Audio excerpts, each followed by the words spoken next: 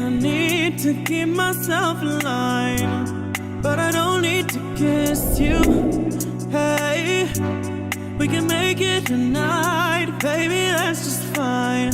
Don't know what I'm doing, feel like I am going crazy. Keep it down. You look good, you know it. Hello guys and welcome back to this video. இன்னைக்கு இந்த வீடியோவில் என்ன பார்க்க போகிறோம் பார்த்தீங்கன்னா 1.5 lakhsக்கு ஒரு PC build தான் பார்க்க போகிறோம். ஸோ இப்போ இருக்க கரண்ட் ஜென்ரேஷன் ப்ராசஸர் கான்ஃபிகரேஷன் எல்லாமே ரேட் வந்து பார்த்தீங்கன்னா ரொம்பவே அதிகமாக இருக்குது. அதனால் நாங்கள் வந்து கொஞ்சம் பழைய ப்ராசஸர் போயிருக்கோம். ஸோ அதோட பெர்ஃபார்மன்ஸ் எப்படி இருக்குது ஒரு 1 month யூசேஜுக்கு அப்புறம் இந்த வீடியோ நாங்கள் போடுறோம். ஸோ இதில் என்னென்ன காம்பனன்ட் யூஸ் பண்ணிக்கோங்க எல்லாமே உங்களுக்கு கீழே லிங்க் டிஸ்கிரிப்ஷனில் இருக்குது, வேணும்னா செக் பண்ணி பாருங்க. ஸோ வாங்க இப்போ வீடியோக்குள்ளே போகலாம். ஓகே, நம்ம பிசியில் என்னென்ன காம்பனன்ட்ஸ் யூஸ் பண்ணிக்கோ நீங்கள் பார்த்துட்டு இருக்கீங்க. கிராஃபிக்ஸ் கார்டு மட்டும் நம்ம ஆன்லைனில் வாங்கியிருந்தோம்.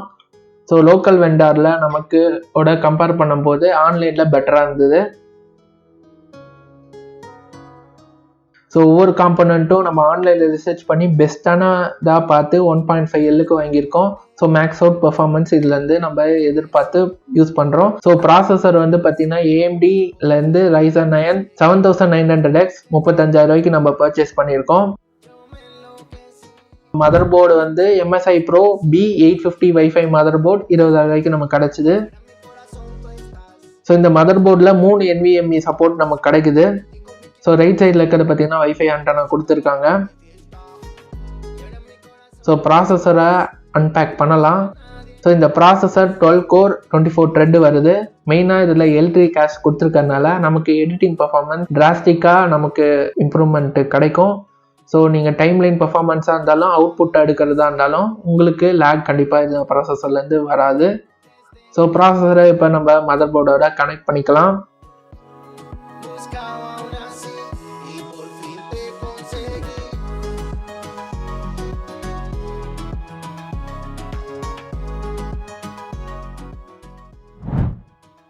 அடுத்தது ரேம் வந்து பார்த்தீங்கன்னா 2 16GB. ஸோ 6000 MHz போயிருக்கோம். ஸோ இதோட ரேட்டு 10,000 ரூபா. டோட்டலாக நமக்கு 32GB கிடைக்குது. என்னதான் இது 6000 MHz இருந்தாலும் ரேம் வந்து பார்த்தீங்கன்னா இந்த ப்ராசஸர் 5200 தான் சப்போர்ட் பண்ணும். எக்ஸ்போ ப்ரொஃபைலில் போயிட்டு ஆன் பண்ணுறது மூலிமா நம்மளால் ஃபுல் 6000 யூட்டிலைஸ் பண்ணிக்க முடியும். ஸோ ஹெவியரான டாஸ்க்லாம் அந்த 6000 நமக்கு பயங்கரமாக ஹெல்ப் பண்ண போகுது. ஸோ அடுத்து நம்ம போயிருக்கிறது WD Black Gen 4. ஸோ இது வந்து பார்த்தீங்கன்னா 3000 கிடச்சிது. நமக்கு ஹீட் சிங்க் ஒன்றுத்தில் கொடுத்துருக்காங்க. ப்ளஸ் செகண்ட் க்ரூஷியல் போயிருக்கோம், சிமிலரான ரேட்டு தான். ஸோ 500 போயிருக்கோம். ஹார்ட் டிஸ்க்கு நம்ம எதுவுமே பர்ச்சேஸ் பண்ணல, எல்லாமே SSD தான். ஸோ அடுத்து AIO. ஸோ இந்த AIO பார்த்தீங்கன்னா நம்ம கூலர் மாஸ்டர்லேருந்து போயிருக்கோம். இதோட ரேட் அரௌண்ட் வந்து பார்த்தீங்கன்னா நமக்கு 8100 கிடச்சிது. இது cooler master liquid 360 core ARGB. So 360mm radiator கண்டிப்பாக இந்த கூலர் நம்ம பிசிக்கு ரெக்குயர்மெண்ட். அடுத்து கேபினட் நீங்கள் பார்க்கறது ஆன்டெக்லேருந்து CX300. இதோட ரேட் வந்து பார்த்தீங்கன்னா 4700. இப்போ நம்ம மதர் போர்டை கேஸோட அட்டாச் பண்ணலாம்.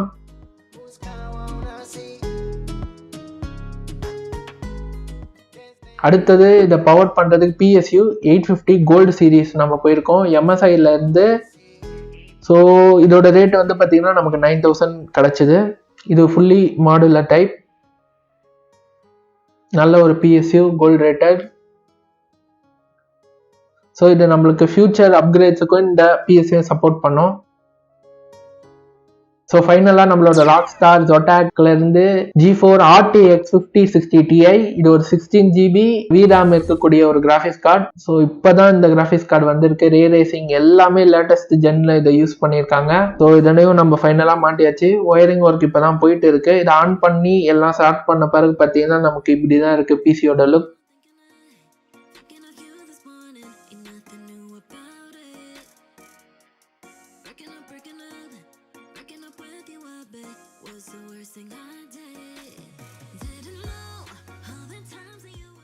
இப்போ நம்ம இதோட பெஞ்ச் மார்க் தான் பார்க்க போகிறோம். முதல்ல நம்ம பார்க்க வேண்டியது சிங்கிள் கோர் பர்ஃபார்மன்ஸ். ஸோ இதில் வந்து பார்த்தீங்கன்னா 1888 பாயிண்ட்ஸ் நமக்கு இதில் கிடச்சிருக்கு. அது மல்டி கோட் பின்னி பெடல் எடுத்துச்சுன்னு சொல்லலாம். 26,000+ நமக்கு இதில் கிடச்சிருக்கு. அடுத்தது கேமிங் பர்ஃபார்மன்ஸ் எல்லாமே 2Kல வச்சு விளையாண்ட 2K monitor. So max house settings GTA 5 75 FPS கன்சிஸ்டண்ட்டாக நமக்கு கிடைக்குது.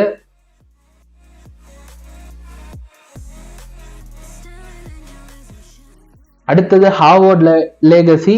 இதோட பெர்ஃபார்மன்ஸை நீங்களே இப்போ பார்க்கலாம். 120+ FPS. இது வந்து பார்த்தீங்கன்னா ரே ட்ரேசிங் ஆன் பண்ணி ப்ளஸ் நமக்கு வந்து பார்த்தீங்கன்னா மேக்ஸ் ஹவுஸ் செட்டிங்ஸில் விளையாண்டுட்டு இருக்கோம். தாராளமாக 120 FPS கிடைக்குது. ஸ்டேபிளாக 120ல் ஸ்டக் ஆகுது. இப்போ நீங்களே பார்த்துருப்பீங்க இந்த பிசி பில்ட்லேருந்து நம்மளால் எவ்வளோ பெர்ஃபார்மன்ஸ் எடுக்க முடியுதுன்னு. இது டெஃபினட்டாக வந்து பார்த்தீங்கன்னா ஒரு 5 to 7 இயர்ஸ் கன்சிஸ்டன்ஸாக நம்மளுக்கு பெர்ஃபார்ம் பண்ண முடியும். ஸோ கேம் ப்ளே பண்ணது எல்லாமே வந்து பார்த்தீங்கன்னா 2K மானிட்டரில் மேக்ஸ் ஹவுஸ் செட்டிங்ஸில் நம்ம ப்ளே பண்ணது. டெஃபினட்டாக GTA 6 இதால் கண்டிப்பாக ஒரு 60+ FPSல ரன் பண்ண முடியும்னு எதிர்பார்த்துட்டு இருக்கோம். ஸோ அதே மாதிரி பார்த்தீங்கன்னா எங்களோட எடிட்டிங் யூசேஜாக இருக்கட்டும், மற்றபடி பார்த்தீங்கன்னா other than editing or gaming, so நாங்கள் வந்து பார்த்தீங்கன்னா இன்னும் சில விஷயங்களுக்கெல்லாம் இதை யூஸ் பண்ணோம். ஸோ எக்ஸாம்பிள் வந்து பார்த்தீங்கன்னா ஸோ ஹேக்கிங், ஃபார் எக்ஸாம்பிள் அதே சமயம் வந்து பார்த்தீங்கன்னா சைபர் செக்யூரிட்டி ரிலேட்டடான சின்ன சின்ன டாஸ்க் VM யூஸ் பண்ணி பண்ணுறது. ஸோ எல்லாமே பக்கவாக இருந்தது.